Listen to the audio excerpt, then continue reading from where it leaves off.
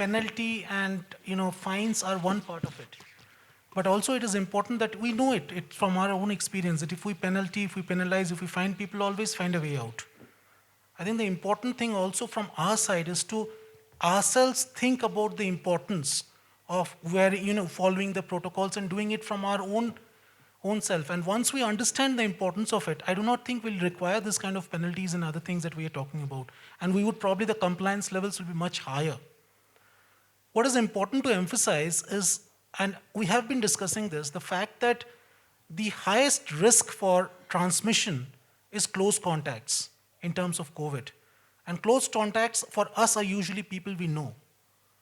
So while if we violate the norms, the protocols, we are not only putting ourselves at risk, we are also putting our close contacts at risks.